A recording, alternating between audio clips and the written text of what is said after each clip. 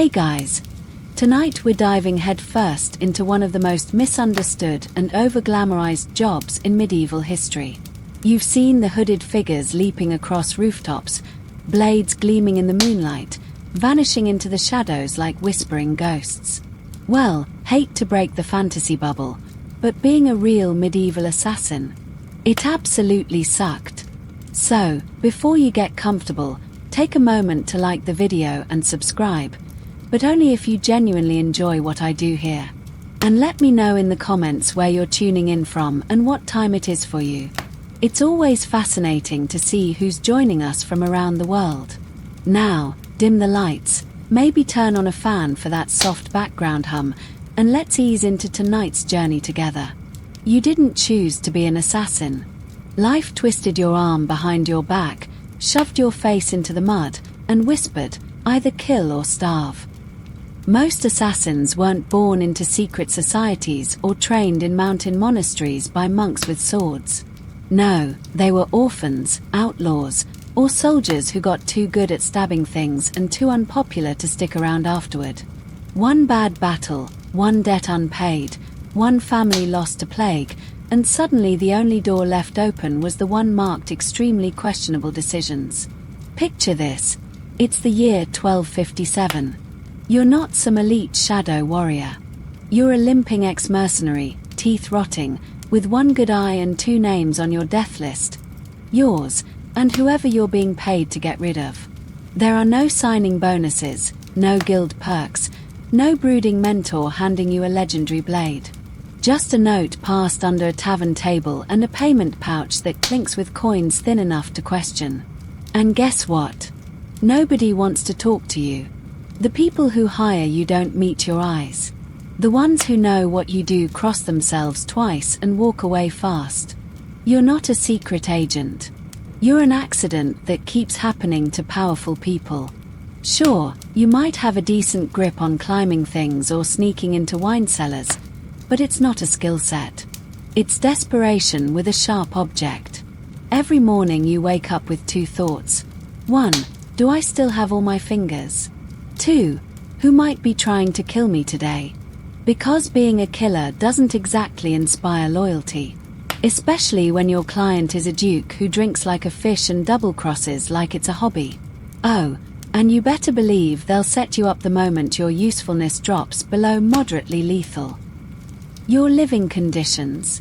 Let's say cozy if cozy means damp, dark, and next to a tannery. You sleep with a knife under your blanket and another one in your boot, and still wake up 3 times a night from dreams where a tax collector's cousin is stabbing you for killing the wrong priest. One historian called medieval assassins tools of noble ambition. Another called them dead men walking. And both are right. Then there's the physical toll. You're not leaping from rooftops. You're crawling through privies and sliding down chimney flues filled with soot and dead birds. One job might involve weeks of surveillance, hiding in plain sight dressed like a stable boy while trying not to gag on the smell of horse sweat. The next might involve storming a wedding feast to take out a noble with breadcrumbs on his beard. Either way, your odds of surviving are lower than a frog in a trebuchet. And let's not pretend you're doing this for some higher cause. The phrase political assassin might sound like it belongs in some epic ballad, but in reality, it meant being the disposable blade in someone else's scheme. You were the fall guy. Always. If the plan worked, someone else got the throne. If it failed, your head went on a pike. Want a fringe tidbit? There are rumors that some so-called assassins were hired not to kill, but to fail. That's right.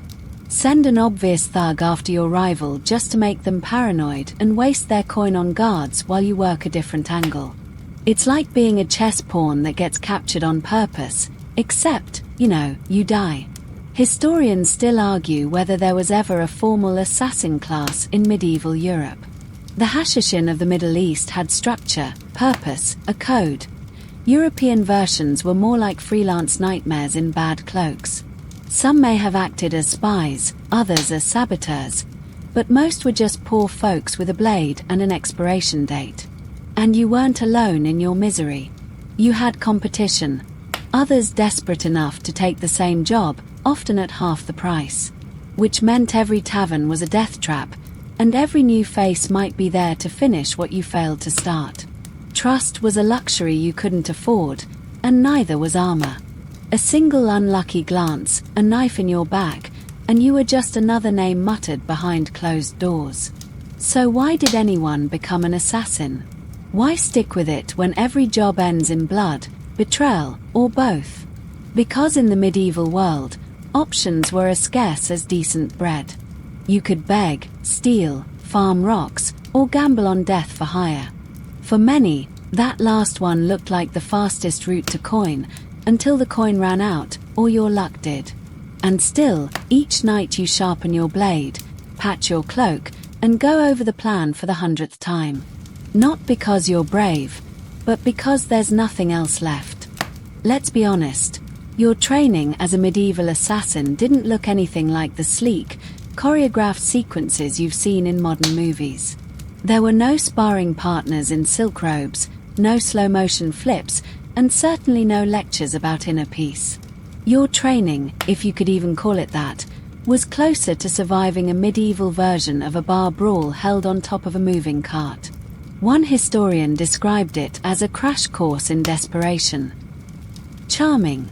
Maybe, if you were exceptionally lucky, a disgraced knight or retired soldier taught you how to swing a dagger without cutting your own ear off. But more often, you learned by watching. Watching fights in the marketplace. Watching soldiers kill bandits. Watching what not to do when sneaking through a window after dark. And then one day, someone hands you a blade and says, "Try not to make a mess." You didn't train with wooden dummies. You practiced on bags of grain, rotting meat, or, let's face it, someone already dying in a ditch. Precision wasn't the goal. Survival was. You learned that it's easier to stab under the ribs than through chainmail. That slashing at the throat only works if your mark doesn't have a gorget. That poison is good, but only if you don't drink the wrong cup in the dark. And poison. That was a whole separate disaster. It wasn't something you could just pick up at the local apothecary with a wink and a pouch of silver. It was experimental cooking. A little belladonna from a hedge. Some crushed beetles. A mushroom you think is the right one, unless it was the kind that causes hallucinations and explosive diarrhea. So yes, you practiced poisoning rats and maybe an unfortunate chicken or two. And then you prayed you didn't mix up the vials when the time came. Your fitness regime. Climbing trees to escape dogs. Running barefoot from angry townsfolk. Holding your breath underwater to avoid being seen. It wasn't organized. It was reactive. You didn't train because you wanted to be better. You trained because last time you dislocated your shoulder falling from a roof and you'd prefer not to do that again. And there's this delightful fringe fact. Some training manuals for shady work did exist, but they were more like grim how-to guides scribbled by paranoid scribes. Think disguises and dirty tricks for the itinerant murderer, scrawled between recipes and plague warnings. Scholars debate if they were real or satirical, which is really just history's way of saying, we have no idea, but it's weird enough to believe. Then there's the emotional toll. Part of your training was detachment. You weren't allowed to care. About the mark. About the bystanders. About yourself. If you hesitated, you died. If you faltered, the job failed. You had to teach yourself to walk into a crowded feast, look a man in the eye, and plan how to kill him with a candlestick in front of his wife and children. And then do it. Because that's the only way you got paid. Or at least not tortured. But even with all that, you were never truly prepared. Medieval castles weren't designed for stealth operations. They were built to keep people like you out. Moats, guards, murder holes, boiling oil. Good luck training for that in the alley behind a tavern. You could study a layout, bribe a servant, but once you were inside, everything turned to chaos. Doors didn't creak in practice. Dogs didn't bark in rhythm. And people screamed a lot more than you expected. Historians still argue whether assassins in the medieval period were trained at all, or if the entire trained killer idea is a modern invention. Some evidence suggests that certain groups, like the infamous Hashishin, had rigorous spiritual and physical conditioning. But your average European killer for hire? They probably figured it out as they bled on the floor. Oh, and disguises. That was another skill you supposedly had. Right. Because a grimy cloak and a fake limp suddenly turned you invisible. Your version of blending in was walk like you're exhausted, smell like you haven't bathed in a month, and pray no one asks questions. Spoiler, they asked questions. So in the end, your training was mostly pain, panic, and persistence. You learned on the job, often with a very steep learning curve and zero room for error. There was no sparring with friends, no mentors saying good form. Just a life spent on the edge of panic, sharpening your knife on a rock while thinking, next time, maybe I'll aim lower. And if you did survive long enough to get good at it, congratulations. You were now too dangerous to be allowed to live. Your employer was already thinking about how to get rid of you quietly, maybe by sending a friend to spar with you in the night. But hey, at least you got cardio. You know that cool gear modern video games give you? Stealth hoods, precision crossbows, silent throwing knives balanced like ballet dancers. Yeah, medieval assassins didn't have any of that. Your gear was whatever you could scavenge, steal, or hammer together while praying it didn't fall apart mid-murder. Want a hidden blade? Try strapping a rusty kitchen knife to your forearm with twine and sheer optimism. Let's start with the basics. Your dagger. It probably wasn't custom forged from meteoric iron by a blind smith with a tragic backstory. It was just a short blade. Maybe sharp, maybe not. Iron if you were lucky, bone or bronze if you were broke. It was designed less for elegance and more for repeatedly jabbing someone in a tight hallway. Subtle. Not exactly. Effective. Occasionally. And your sword, if you even had one, was usually bent, chipped, or stolen. No one gave assassins the good steel. That was reserved for knights and noblemen. You worked with what you had, which meant half the time your sword doubled as a pry bar, a tent peg, or a cooking skewer. It rusted. It bent. And it liked to fall out of your scabbard at the worst possible moments, like, say, when clambering over a wall while being chased by an angry steward and 2 goats. Let's not even start on crossbows. They were the medieval sniper rifle, sure, but also loud, bulky, and took forever to reload. Not great when your entire strategy revolves around killing quietly and vanishing. So you used them rarely, if at all. Maybe you carried a sling. Maybe a short bow, if you had decent aim and didn't mind hauling around arrows that constantly poked your thighs. Poisons. Oh boy. Your poison kit was an alchemical nightmare. Vials filled with swamp goo, herbal sludge, and fungi that might kill your target or just give them a spectacular case of diarrhea. Some of the most notorious medieval poisons included aconite, hemlock, and arsenic. Effective, yes, but hard to source without people asking why you're buying enough monkshood to kill a bishopric. Also, storage. Poisons don't travel well. They spoil, leak, or lose potency. And they don't come with instruction manuals. You had to know the right dosage, the right delivery method, and, ideally, what not to touch with your bare hands unless you fancied dying the same way your target was supposed to. Your disguise game. Laughable. You couldn't afford luxurious cloaks dyed with rare pigments. You wore whatever would get you past the guards without raising eyebrows.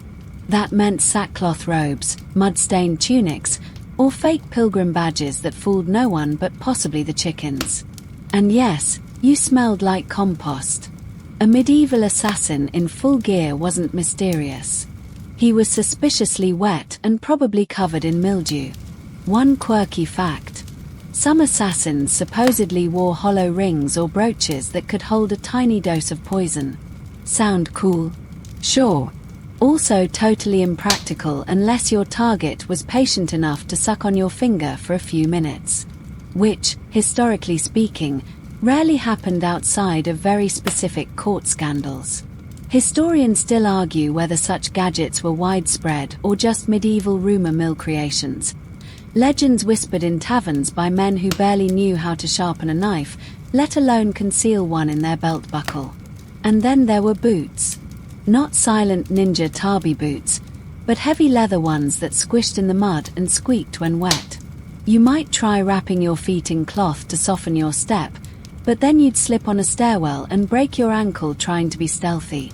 Footwear was the least glamorous part of your kit, right next to that itchy wool underlayer that made you wish for a quick death.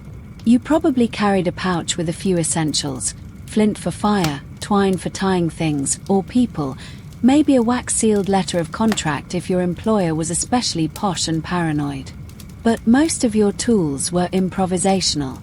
A belt buckle that doubled as a garrote, a sharpened spoon, a rolled-up map with half the landmarks misspelled.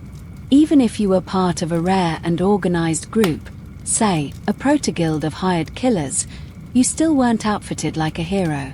You were an expendable asset. A blade with legs. The budget was tight, the tools were unreliable, and if something broke mid-mission, well, good luck improvising an escape plan with nothing but a brick and a badly folded disguise. And that's the thing. You had to be resourceful, not well-equipped. Success didn't come from gadgets. It came from luck, fast thinking, and the kind of courage that borders on stupidity. You learned to make do with splintered wood, bent pins, old rope, and a slightly poisoned apple you really hoped was going to do the job this time. So the next time you picture a medieval assassin, don't imagine a hooded figure dropping from rooftops in engineered silence. Picture someone soaked, shivering, and desperately adjusting their fake beard with one hand while trying to unstick a dagger from its sheath with the other. Gear didn't make the assassin. Duct tape hadn't been invented yet, but if it had, they'd have bathed in it. So you've sharpened your crusty blade, wrapped yourself in a cloak that smells like wet hay, and memorized every creaky floorboard in the manor. You've watched your mark for days, maybe weeks. Now comes the worst part, actually trusting the person who hired you. Spoiler alert, don't. Never. They are going to betray you. Here's the thing. Medieval clients weren't exactly bastions of loyalty and transparency. They were bored nobles, ambitious clergy, or paranoid merchants trying to climb some blood-soaked ladder. They wanted a problem gone, and you were cheaper than starting a war. But once that problem disappeared, so did any sense of obligation toward you. In fact, you suddenly became the new problem. You knew too much, you'd been seen, or worse, you might talk. Maybe they send someone to follow you. Maybe they forget to pay the full amount. Or maybe they report you themselves, claiming you acted on your own. An unknown madman, they'd say, pressing their hand to their chest in fake horror. Such violence in our peaceful town. Meanwhile, they're already penning a new contract for your death with the same quill they used to sign your payment slip. There's a fringe detail for you. In some historical cases, assassins were hired specifically with betrayal in mind. A rival would pay you, let you do the dirty deed, then tip off the authorities just in time to get credit for uncovering the plot. You get executed, they get applause. Talk about killing two birds with one blade. Historians still argue whether there were any honor codes among medieval assassins and their clients. Some sources suggest that in certain Middle Eastern groups like the Hashishin, honor and loyalty were part of the deal. But in Europe, contracts were often verbal, vague, and dangerously open to interpretation. You were a tool, not a partner. And tools, once used, were usually discarded or broken. The betrayal didn't always come instantly. Sometimes it was weeks later, when you thought the job had gone cold. You'd be drinking lukewarm ale in some backwater inn, congratulating yourself for surviving another day, when a group of guards kicked in the door and hauled you out. The client didn't need you anymore. They needed a scapegoat. And you, my friend, had excellent timing. Even when you did get paid, it was rarely worth it. Coins that jingled nice in your palm but smelled suspiciously like blood money, because they were. You'd try to use them in the next town, and the innkeeper would narrow his eyes. "That's Lord Henswick's coin," he'd whisper. "Didn't he just die last week?" And suddenly, the room got real quiet. You couldn't return to the scene of the crime. You couldn't stay where you were. And you couldn't trust anyone. No friends, no safe houses, no loyal sidekicks who could smuggle you out in a barrel of apples. You were alone, and now you were on someone's to-do list, under loose ends to eliminate. And don't forget how clients treated you even before the job. Half the time, they met you in shadows, wearing masks like they were in a terrible play.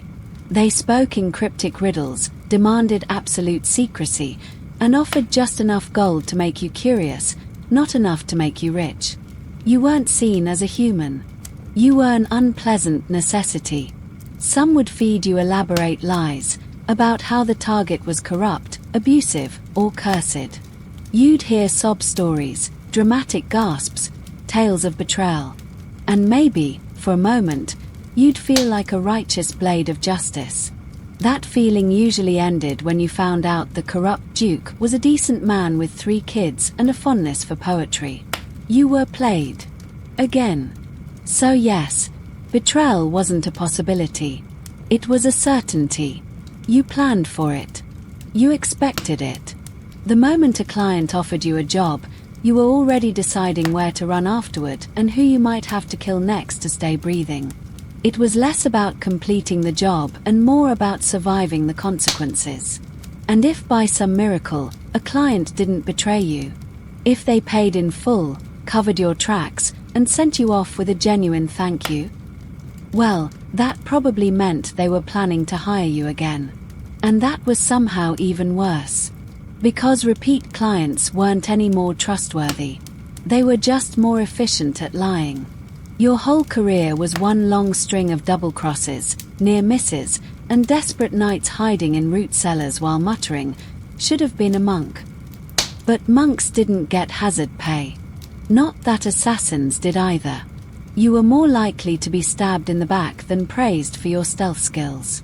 So next time you imagine the moment of success, target down, mission complete, don't picture applause or a sack of gold. Picture the slow, creeping dread that starts the moment you sheathe your blade and realize someone's already behind you, unsheathing theirs. So let's say, hypothetically, you actually pull it off. You sneak in, silence the target, slip away without a soul seeing you. A perfect job. Smooth as butter on a hot biscuit. What's your reward? Oh, nothing much. Just the unshakable certainty that everyone now wants to kill you. You see, success didn't mean safety. It meant notoriety.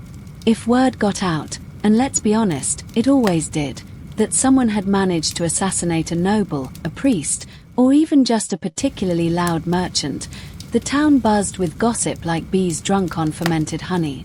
And the name on everyone's lips, if you were truly cursed, was yours.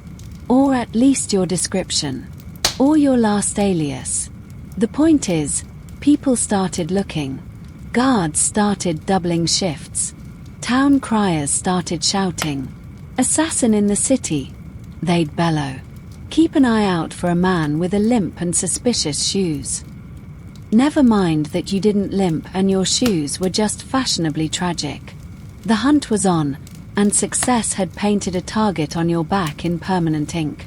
You couldn't just walk away. The body might be cooling, but the fires were only just getting started. Your client might have betrayed you, remember them, or they might still be pretending they don't know you while sending their own men to make sure you don't get chatty. Your reward? Constant paranoia. One scholar called it a high-stakes job with no retirement plan. Another likened it to playing chess on a board full of landmines where every piece wants to kill the player. And that's about right. There's a deliciously cruel twist. The better you were, the more people wanted you dead. Because now you were a threat. If you could kill Lord Elsbeth in his private chambers, what was stopping you from turning on your own employer? Or being hired by someone else with a better offer and a grudge? Absolutely nothing. And that terrified people. So your name, real or otherwise, might start circulating in darker corners. Maybe in whispers over tankards of ale. Maybe scrawled on parchment passed between cloaked figures. He works cheap, they'd say. But don't let him live long. You weren't respected. You were feared. And fear in medieval times was just a prelude to someone setting a trap. Even if no one knew who you were, rumors alone could ruin you. The killer used a curved blade, someone would say. Like those gypsies use. And suddenly, every traveler from the east was being harassed, searched, or worse. One fringe tidbit. In some towns, they'd arrest anyone carrying a certain herb, just because it was linked to a known poison. You might have touched it once, months ago. Now it's your death warrant. You could try fleeing to the next city, but let's not pretend medieval Europe had great support for anonymity. Villages talked. Caravans gossiped.